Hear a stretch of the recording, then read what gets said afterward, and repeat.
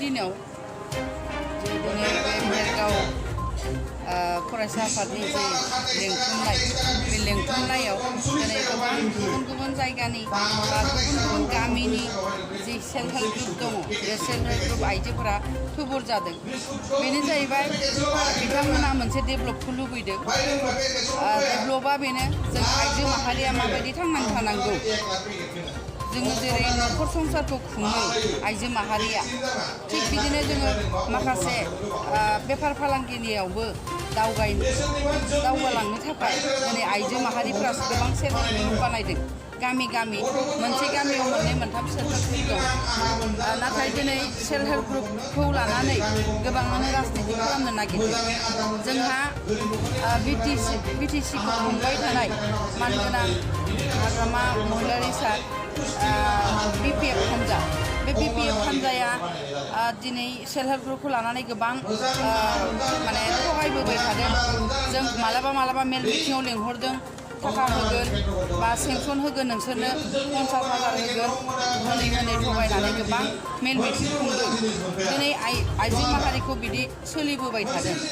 आरो मालाबा थाखा होगोन सेल्फ हेल्प ग्रुपनो, मालाबा कम्बल हरो, मालाबा साइकेल होगोन मालाबा अनेक बिदिनो बायदिसिना थगायबोबाय थादों।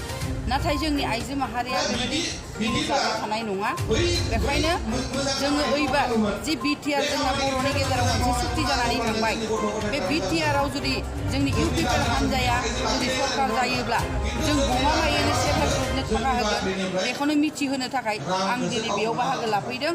मानो होनोबा सेन्ट्रेल सरकारनिफ्राय 50,000 बे अनुदान मोनगोन आरो जोंनि BTR-आव जुदि जों इउपिपिएल हान्जाया जुदि सरकार खुङोबा जोङो 25,000 खरि अनुदान होगोन बा 75,000खौ जोङो अनुदान होगोन।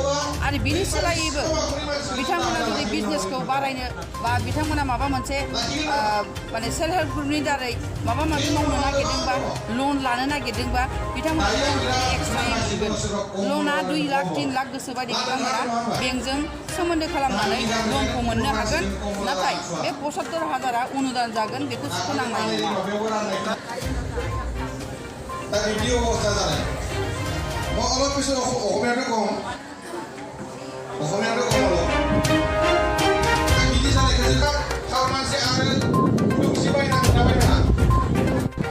मोजां कम्बल मोननांगौमोन।